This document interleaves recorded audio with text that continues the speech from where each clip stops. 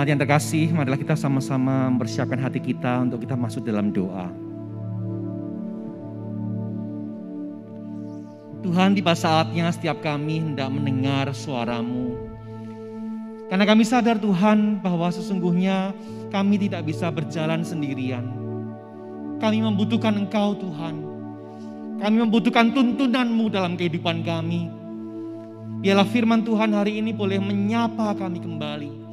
Biarlah setiap kami yang hadir ke tempat ini dengan satu beban yang berat, dengan satu pergumulan, kami boleh kembali pulang dengan dikuatkan oleh firman Tuhan. Dan biarlah setiap kami Tuhan boleh sungguh-sungguh dipimpin oleh Tuhan untuk boleh mengalami kasih Tuhan, kebaikan Tuhan di dalam seluruh kehidupan kami. Terima kasih Tuhan, karena itu berbicaralah kepada setiap kami Tuhan. Kami semua sudah siap untuk mendengarnya. Di dalam nama Tuhan Yesus, kami bersyukur dan kami berdoa. Amin. Silakan duduk. Jemaat yang terkasih, kita hari ini akan sama-sama merenungkan firman Tuhan yang berjudul Divine Sovereignty and Human Responsibility. Firman Tuhan diambil dari Esther pasal yang keempat, ayat yang ke-12 sampai dengan yang ke-16. Esther pasal yang keempat, ayat yang ke-12 sampai yang ke-16 ya. Ketika disampaikan orang perkataan Esther itu kepada Mordekai, maka Mordekai menyuruh menyampaikan jawab ini kepada Esther. Jangan kira karena engkau di dalam istana raja, hanya engkau yang akan terluput dari antara semua orang Yahudi. Sebab sekalipun engkau pada saat ini berdiam diri saja, bagi orang Yahudi akan timbul juga pertolongan dan kelepasan dari pihak lain. Dan engkau dengan kaum keluargamu akan binasa. Siapa tahu? Mungkin justru untuk saat seperti ini engkau beroleh kedudukan sebagai ratu. Maka Esther menyuruh menyampaikan jawab ini kepada Mordekai. Pergilah, kumpulkanlah semua orang Yahudi yang terdapat di Susan. Berpuasalah untuk aku, jangan makan, jangan minum 3 hari lamanya. Baik waktu malam, baik waktu siang. Aku serta dayang-dayangku pun akan berpuasa demikian. Dan kemudian aku akan masuk menghadap raja. Sungguh pun itu berlawanan dengan undang-undang. Kalau terpaksa aku mati, biarlah aku mati. Demikian membaca firman Tuhan. Saudara, seringkali dalam orang-orang Kristen di dalam menghadapi permasalahan hidup ini, di dalam menghadapi krisis, di dalam menghadapi macam tantangan hidup, kita seringkali itu bisa terjebak dalam 2 sisi ekstrim, saudara. Di satu sisi yang satu, seseorang bisa betul-betul pasif, sekalipun dia pasrah sama Tuhan, tapi dia betul-betul tidak melakukan apa-apa, saudara. Dia berdoa sih, berdoa, sangat berdoa. Bahkan hanya cuma berdoa, tapi tidak melakukan yang lain, saudara. Saudara, hal ini tentu tidak benar, saudara. Karena bayangkan aja kalau misalnya ada seorang anak remaja ya, mau ulangan, berdoa sih berdoa, tapi nggak belajar. Mau presentasi bisnis, mungkin seorang usahawan mau presentasi bisnis apa gimana. Berdoa sih berdoa, tetapi tidak persiapan. Pelayan-pelayan yang melayani di gereja mau melayani, tetapi tidak persiapan. Berdoa sih berdoa. Saudara, hal-hal semacam ini tentu tidak benar dan tidak tepat, saudara. Sikap ekstrim yang kedua adalah orang-orang yang betul-betul berusaha aktif, betul-betul mencoba untuk melakukan yang terbaik. Dia mengandalkan dirinya, dia merasa gue bisa dan pasti bisa untuk melakukannya.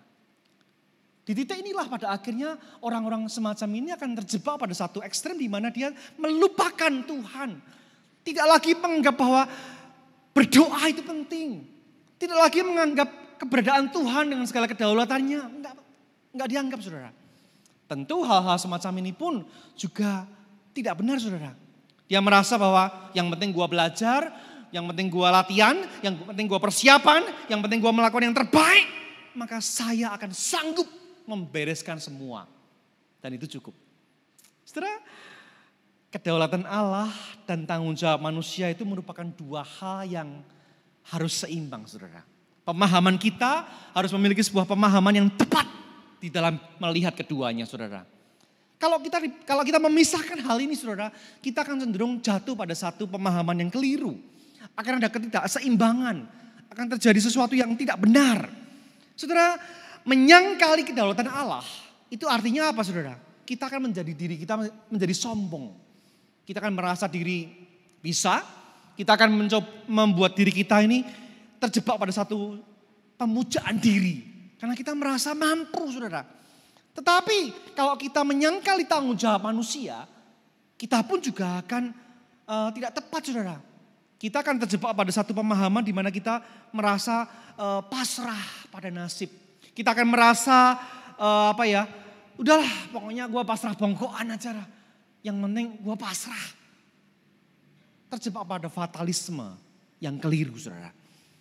Oleh karena itu kita perlu memiliki pandangan Alkitabiah yang seimbang di dalam kedua hal ini saudara. Kedaulatan Allah dan tanggung jawab manusia kita harus pahami dengan benar. Ketika kita mencoba untuk keluar daripada krisis kita mau keluar dari lubang masalah kita harus melihatnya secara tepat saudara. Hari ini kita akan melihat seorang anak muda yang bernama Esther. Saudara, Esther ini adalah nama Persia. Nama aslinya sebetulnya adalah Hadasa. Kebangsaannya adalah orang Yahudi. Saudara, Esther ini adalah seorang yang pada akhirnya mendapat anugerah Tuhan, atas izin Tuhan, atas kedaulatan Tuhan, menjadi seorang ratu di dalam istana Raja Ahasiweros. Saudara, nasibnya itu mendadak berubah ketika dia terpilih menjadi ratu dalam sebuah ajang beauty contest.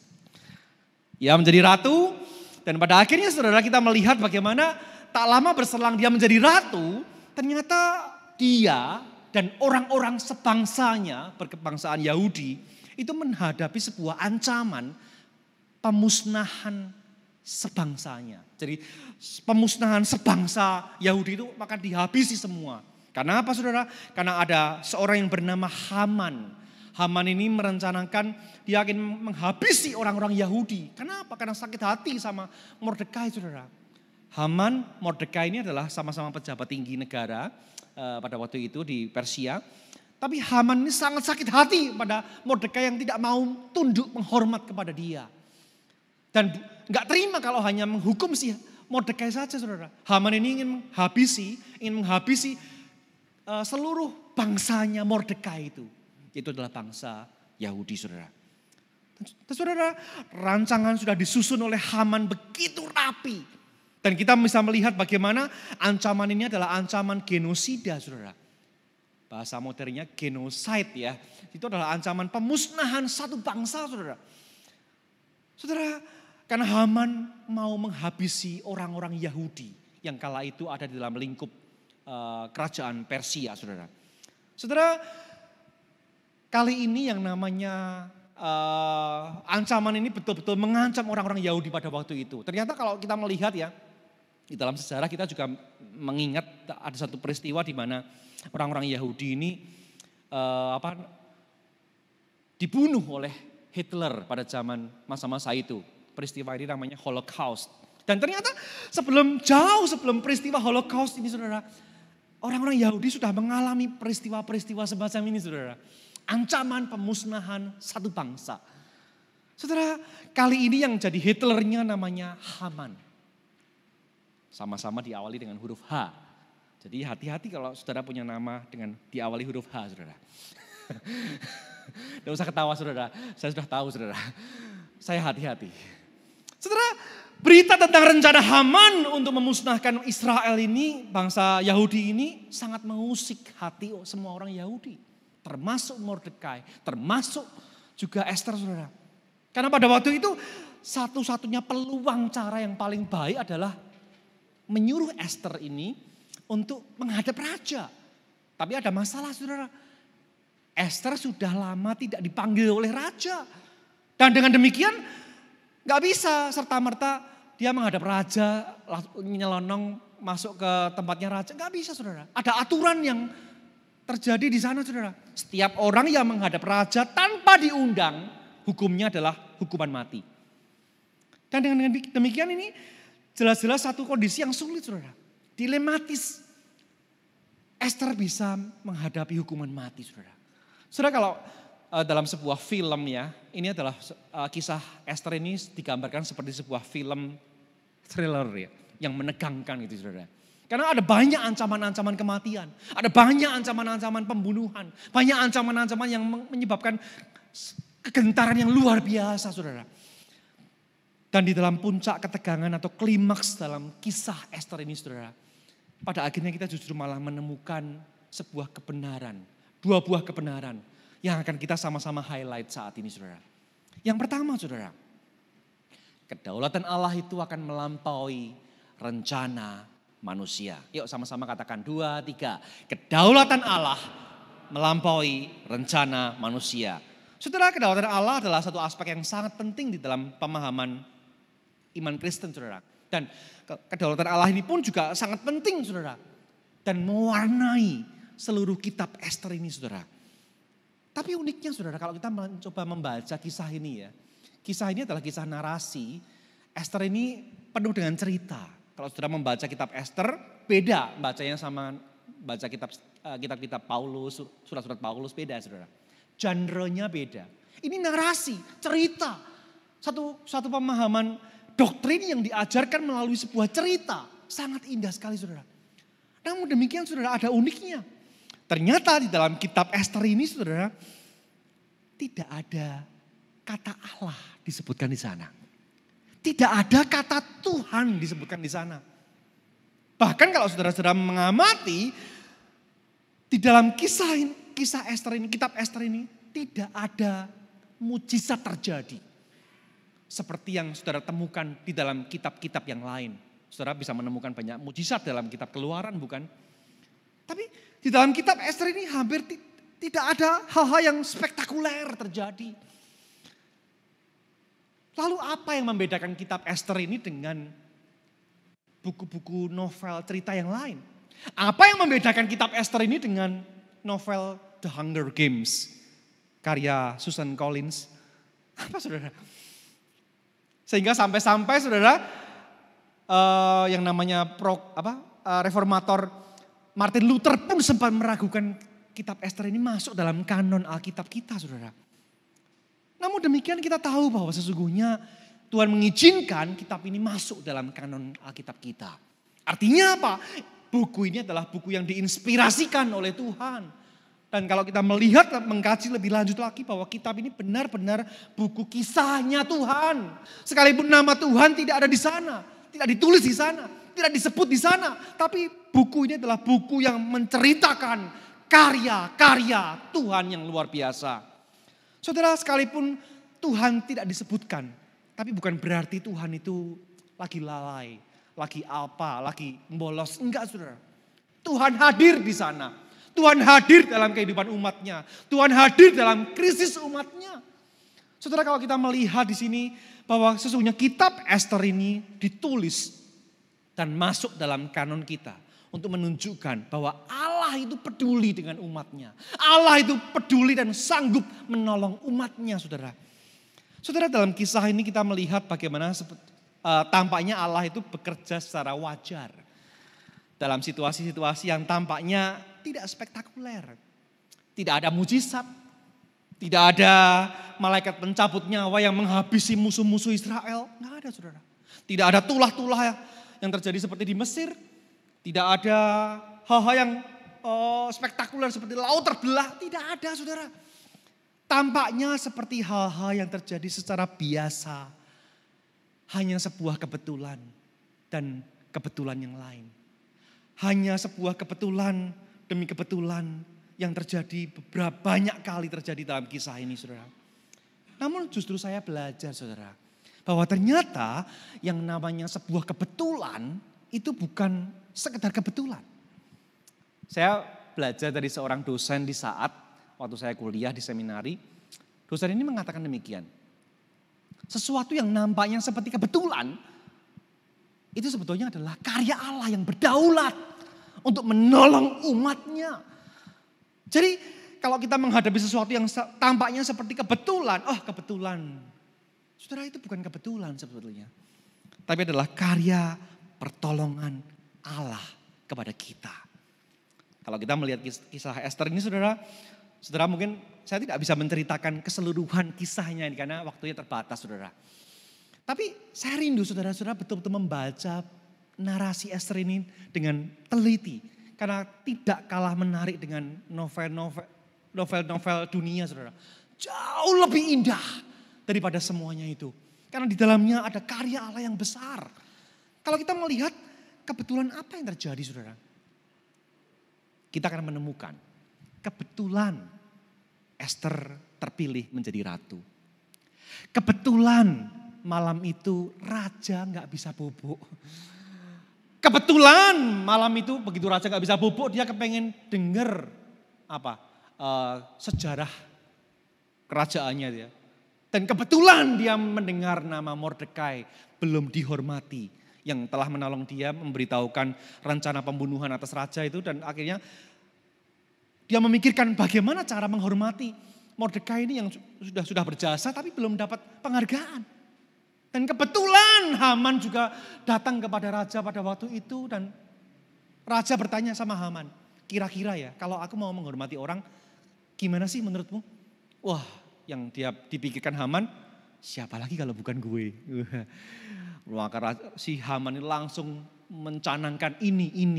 Dia membuat to-do list yang banyak untuk menghormati. Yang dia pikir menghormati dia. Tapi kenyataannya justru malah raja menghormati Mordekai saudara. Dan kebetulan si Haman ini pada akhirnya membuat sebuah tiang sula atas usulan-usulan daripada istrinya dan juga usulan daripada teman-temannya saudara. Dan kebetulan juga saudara pada akhirnya justru di tiang sula yang dibuat dirinya sendiri itulah pada akhirnya Haman digantungkan saudara. Saudara kalau kita melihat bukankah ada banyak kebetulan ini, kebetulan itu, kebetulan yang lain saudara. Saudara semua itu bukan sekedar kebetulan. Tapi di dalam semua itu ada tangan Allah yang bekerja dengan luar biasa. Di dalam semuanya itu Allah yang berdaulat tidak pernah gagal di dalam pertolongannya saudara. Dan kita bisa melihat di sini apa yang Allah lakukan itu pasti akan bisa terjadi saudara. Rencana manusia tidak mungkin menggagalkan rancangan Allah. Manusia bisa berupaya untuk menjahatin orang lain. Manusia berusaha untuk menghabisi orang lain. Manusia bisa mengupayakan hal-hal rancangan-rancangan yang rapi tersusun. Tetapi kedaulatan Allah tidak pernah bisa digoyahkan oleh apapun juga. Di situ kita bisa melihat bagaimana kita harus bersyukur kalau kita punya Allah yang berdaulat luar biasa ini. Saudaraku, kisah tentang Allah yang berdaulat ini bukan hanya terjadi atas bangsa Israel, bukan terjadi atas bangsa Yahudi kala itu. Dan saya yakin bahwa kisah itu pun masih terjadi saat ini. Di mana Allah yang berdaulat itu juga hadir dalam hidup saudara. Mungkin tampaknya sih biasa-biasa saja. Tampaknya sih wajar-wajar aja. Mungkin dalam beberapa waktu terakhir ini kita nggak merasa Allah itu membuat laut terbelah. Enggak, rasanya nggak ada. Oh saya sakit apa? Kanker disembuhkan. Mungkin ada, tapi sebagian yang lain banyak yang mengalami tidak ada hal yang spektakuler. Tetapi dalam semuanya itu saudara pahamilah bahwa Allah tetap bekerja walaupun secara diam-diam di dalam hidup saudara. Amin saudara. Percayalah bahwa Allah tetap bekerja. Dia tetap pegang kendali atas hidup saudara-saudara sekalian. Saudaraku, saya menemukan sebuah gambar yang cukup unik saudara. Gambar ini demikian saudara. Ada sebuah pohon tumbang. Waktu dia tumbang hampir mengenai sebuah mobil. Tapi kebetulan, dalam tanda petik. Gara-gara pohonnya itu melengkung, maka pohon itu tidak mengenai mobil itu dan mobil itu enggak apa-apa saudara. Kebetulan dalam tanda petik. Peristiwa yang lain saudara. Saya melihat ada satu peristiwa yang cukup unik juga saudara. Pada waktu tahun 2019 di Bolivia, negara Bolivia, ada krisis politik dan sosial saudara. Di sana pada waktu itu Presiden Morales, presiden sebelumnya itu mengundurkan diri dan melarikan diri ke Meksiko. Dan kemudian terjadi demo pendukung Morales dengan polisi saudara. Dan pada akhirnya terjadi bentrok Dan salah satu daripada demonstran itu tuh pada akhirnya menembakkan sebuah peluru dari sebuah pistol yang dicuri dari polisi. Dan peluru itu pada akhirnya mengenai dada kiri. Yang harusnya kalau kena itu di jantung, saudara. Tapi bersyukur ternyata peristiwa itu tidak membuat polisi ini terbunuh, saudara. Polisi ini tidak kenapa-kenapa. Peluru itu tidak menembus tubuhnya. Kenapa, saudara? Karena ternyata kebetulan dia mengantongi sebuah Alkitab saku di dada kirinya. Saudara, peluru itu mengenai Alkitab saku yang dikantonginya, saudara. Pertanyaan saya, apakah ini semua hanya sekedar bicara sebuah kebetulan? Kebetulan pohon itu melengkung. Kebetulan dia mengantongi sebuah Alkitab saku. Saudara, saya katakan tidak. Saya percaya bahwa tangan Allah lah yang sudah menolong dia. Melalui cara-cara yang tampaknya biasa. Tapi sesungguhnya itu adalah hal yang luar biasa. Saudaraku, kalau kita bisa melihat hal ini, kita akan menyadari bahwa hidup kita pun sesungguhnya bukan sebuah kebetulan, bukan? Kalau kita menyadari dalam hidup ini seringkali kita berpikirnya terlalu simpel, saudara. Kita berpikir, hidup kita tampaknya seperti sebuah kebetulan. Kebetulan papa mamaku saling suka, lalu pacaran, lalu mereka menikah, jadi aku. Kita berpikir bahwa hidup ini seolah-olah kebetulan demi kebetulan. Kebetulan aku bisa sekolah di sini, kebetulan aku bisa kuliah di sana, kebetulan aku bisa ambil S2, kebetulan aku bisa kuliah di luar negeri selama beberapa waktu tahun. Kebetulan aku bisa masuk ke perusahaan yang bonafit yang aku impi-impikan. Kebetulan aku bisa ini dan itu, saudara. Kebetulan aku punya usaha. Kebetulan papaku mewariskan sebuah pabrik yang aku bisa kelola sekarang ini. Saudara, kita berpikir tampaknya hanya sebuah kebetulan demi kebetulan. Tapi tidak, saudara.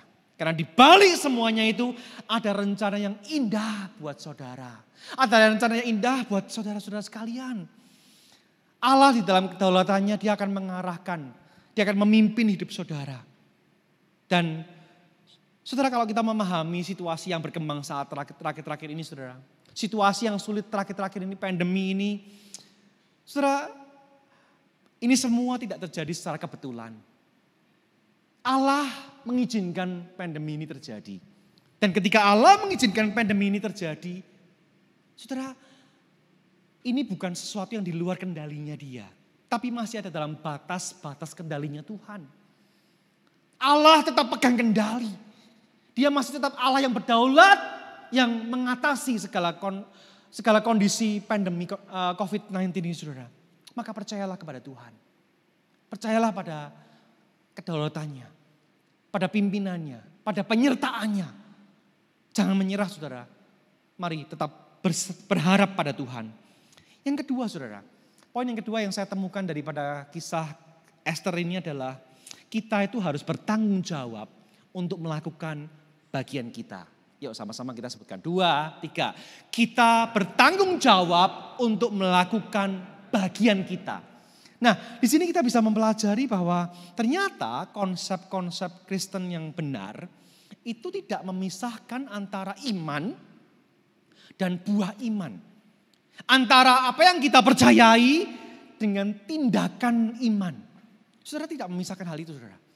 Karena keduanya haruslah berjalan sejalan. Waktu saya kecil, saya pernah disuruh guru saya dihukum gara-gara tidak mengajarkan PR. Lalu saya disuruh menulis di sebuah buku 20 lembar gitu. Tulisan slogan ora et labora, ora et labora, ora et labora, ora et labora selama 20 lembar, saudara. Alhasil saya hafal dan saya tahu. Nancep di otak saya. Sangat mengisi saya sampai saat ini. Ora artinya adalah apa? Berdoa. Et itu dan. Labora, labor, bekerja, berusaha. Artinya apa, saudara? beriman kepada Tuhan, berdoa kepada Tuhan, dan bekerja, berusaha itu harus sejalan. Dengan demikian kita bisa memahami kebenaran di sini saudara, bahwa sesungguhnya penyerahan diri kita pada kedaulatan Tuhan, itu tidak serta-merta menihilkan tanggung jawab kita sebagai manusia. Kepercayaan kita pada kedaulatan Tuhan tidak menghilangkan tanggung jawab kita sebagai manusia untuk berkarya sesuai firman Tuhan. Saudara, dalam kisah ini kita melihat sosok Mordekai dan Ester sama-sama orang Yahudi yang luar biasa hebat. Di mana mereka dengan imannya kepada Tuhan, dengan kepercayaannya kepada Allah yang berdaulat itu, mereka pada akhirnya melakukan bagian yang seharusnya mereka lakukan. Mordekai pejabat tinggi, tentu dia punya andil besar, dia punya pengaruh besar daripada orang-orang yang di bawah yang nggak punya jabatan apa-apa. Mordekai pada waktu itu mendekati Ester. Gitu ya. Lu kan sepupuan kita ya, kita sepupuan sekalipun saya lebih tua, saya ngerawat kamu, tetapi kamu ini punya satu posisi yang penting. Kamu harus datang menghadap raja. Dan di sanalah kamu harus bilang sama raja, si Haman itu, si penjahat itu harus dibatalkan rancangannya. Tapi masalahnya adalah Ester pada saat itu pun sempat berpikiran untuk apa saudara? Untuk berpikiran untuk nggak mau saudara. Ketika disuruh oleh Mordekai ini, pada awalnya Ester ini berpikiran dia mau cari aman saudara. Waduh, saya sudah dipanggil, sudah 30 hari gak dipanggil oleh raja. Dan hukumnya satu saudara, kalau misalnya andekan orang yang tidak dipanggil oleh raja, menghadap raja, raja tidak berkenan, maka bisa dihukum mati. Ester punya ketakutannya tersendiri. Tapi pada akhirnya Mordekai terus mendorong Ester, menyadarkan Ester, memberikan sebuah warning kepada Ester untuk melakukan perannya. Karena apa saudara? Karena Ester sebagai ratu dia punya peran sentral. Dia punya akses menghadap raja lebih daripada orang-orang yang lain. Sebagai ratu, Ester ini punya akses kepada pembuat kebijakan. Dari sana kita bisa melihat Ester ini sangat-sangat penting sekali perannya di sini saudara. Dan pada akhirnya Mordekai menyampaikan pesan kepada Ester demikian saudara. Jangan kira karena engkau di dalam istana raja, engkau akan terluput. Karena apa? Karena sekalipun kamu di dalam istana, mau di luar istana, di dalam istana, semua kalau misalnya ini terjadi pembunuhan, pembantaian massal itu, kamu juga enggak akan terluput. Karena itu sekalipun engkau pada saat ini berdiam diri saja, tapi bagi orang Yahudi akan ada kelepasan, akan ada pertolongan dari pihak lain. Ini perkataan daripada seorang Mordekai yang beriman kepada Tuhan. Dia tahu, kalaupun Ester gak mau, Tuhan bisa punya cara yang lain. Tapi poinnya adalah, apakah kamu gak sadar? Siapa tahu mungkin justru kamu saat ini menjadi ratu itu karena untuk ini. Siapa tahu mungkin justru untuk saat-saat yang seperti ini kamu jadi ratu. Kamu bisa menolong bangsamu. Saudara, pemahaman inilah satu hal yang pada akhirnya menyadarkan Ester akan posisinya, akan perannya. Saudara, seringkali memang orang-orang Kristen juga bisa nggak aware akan peran kita masing-masing, bukan? Dan kita pun harus sadar saudara, kalau kita ini punya sesuatu, kalau kita ini punya satu jabatan, kalau kita ini punya satu kemampuan, skill, keahlian, punya posisi penting, kita punya hal yang bisa menjadi berkat bagi orang lain. Kita harus memakai itu untuk menjadi berkat bagi orang lain. Karena sesungguhnya peran itu sangat penting untuk kita lakukan. Tuhan memberikan semua yang saudara terima, yang saudara punya, bukan hanya tanpa maksud. Hanya supaya saudara enak. Tidak saudara.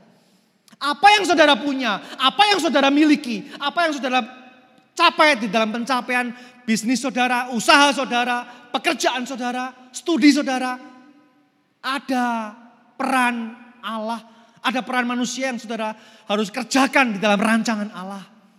Dan di sana kita perlu memahami hal ini saudara. Puji Tuhan, pada akhirnya Ester sadar. Perkataan Mordekai ini menyadarkan dia bahwa dia harus mengambil perannya. Esther bukan hanya seorang ratu yang hanya maunya hanya manicure, pedicure, dicukure, spa gitu ya. Enggak saudara. Pada akhirnya Esther mengambil perannya. Oke, saya siap menghadap raja. Tapi sebelum itu ya, dia langsung hubungi anggota home-nya. Dia akan hubungi, tolong ya semuanya ya. Kita mau berdoa. Jangan makan, jangan minum, 3 hari, 3 malam berpuasa. Dan setelah itu aku akan menghadap raja. Kalau terpaksa aku mati, maka biarlah aku mati. Saudara, ini adalah sebuah tindakan iman yang luar biasa saudara. Ada penafsir yang mengatakan Esther ini adalah gambaran Kristus yang rela berkorban bagi kita. Tentu apa yang dikerjakan oleh Tuhan Yesus melampaui yang dilakukan oleh Esther saudara. Tapi ini satu hal yang luar biasa di mana Esther pada akhirnya mau siap berkorban demi bangsanya saudara. Dan kita tahu akhirnya kisah ini saudara, situasi menjadi berbalik. Allah di dalam kedaulatannya bekerja, memakai orang-orang pilihannya, memakai orang-orang di dalam rancangan Allah untuk menggenapkan rancangan Allah yang sempurna itu. Saudara, saya menemukan ada seorang tokoh bernama Nelson Mandela saudara. Mandela ini adalah seorang yang percaya kepada Tuhan juga, seorang Kristen. Dia ini menjadi seorang yang pembela keadilan daripada orang-orang di Afrika Selatan, saudara.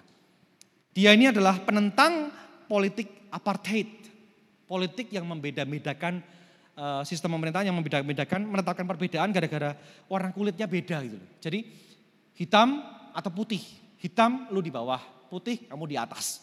Saudara, di situ kita bisa melihat bagaimana dia menyadari bahwa ini gak benar. Rasis itu gak benar.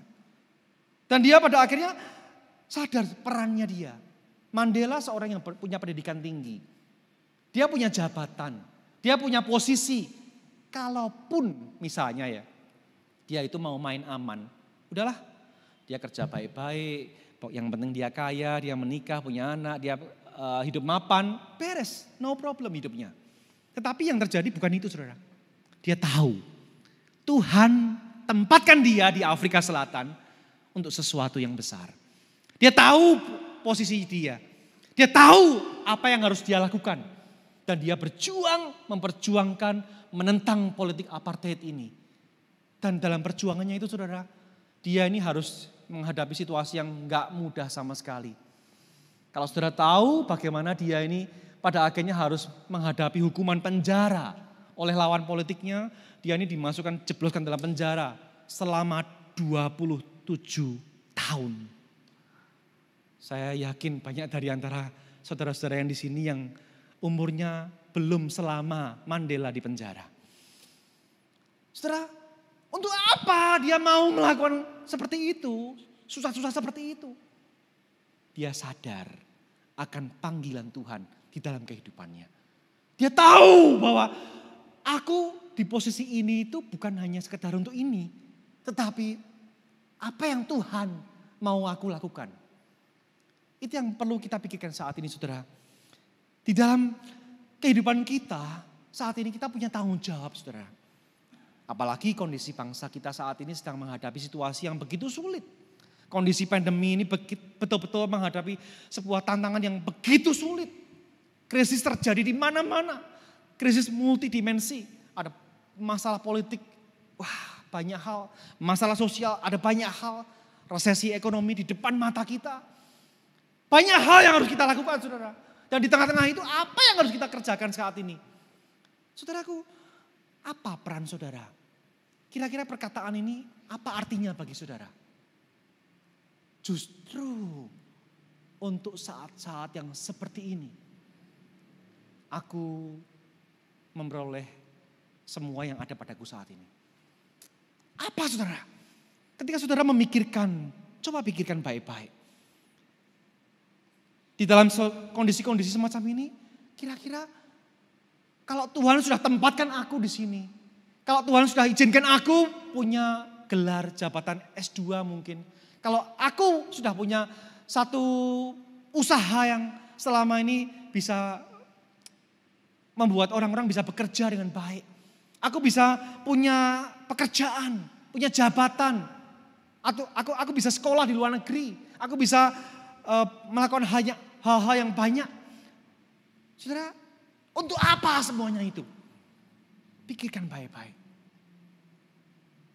Barangkali justru untuk saat-saat yang seperti ini, Tuhan ingin saudara do something. Saudara berbuat sesuatu. Saudara, tentu hal yang kita lakukan akan berarti dan menjadi berkat bagi orang lain. Saudaraku yang kasih Tuhan, saat ini kita sedang menghadapi sebuah kondisi yang krisis yang besar. Dan di dalam semuanya itu perlu ada orang-orang yang mau mengambil peran kita. Terlebih kita sudah diselamatkan oleh Tuhan. Apa yang saya sebutkan tadi tidak berarti apa-apa dibandingkan dengan keselamatan kita yang sudah kita terima dalam Tuhan Yesus Kristus. Banyak orang yang saat ini meninggal dunia tanpa mengenal Kristus. Banyak orang yang kena COVID dan meninggal dunia tanpa mengenal Kristus. Saudara, apa peran saudara? Apa tanggung jawab saudara yang perlu saudara lakukan di dalam kehidupan ini? Saudaraku yang dikasih Tuhan, di dalam sebuah krisis, orang itu bisa menjadi seorang hero atau menjadi seorang loser. Tergantung daripada apa yang saudara lakukan, saudara. Di balik apa yang terjadi saat ini, di balik apa yang kita hadapi, Allah punya misi bagi saudara untuk dilakukan. Apapun studi saudara, situasi saudara, kondisi saudara, kedudukan, jabatan, profesi, apapun yang sudah saudara terima saat ini. Di sana Tuhan ingin saudara menggenapi rencananya. Tentu masing-masing kita beda, tetapi pikirkan justru untuk saat-saat yang seperti ini itu apa artinya bagi saudara? Saat ini, di dalam kondisi ini. Biarlah di dalam semuanya itu pada akhirnya kita bisa memahami. Pada akhirnya kedaulatan Tuhan merupakan sebuah doktrin yang membuat kita menjadi rendah hati. Doktrin yang membuat kita bergantung kepada Allah.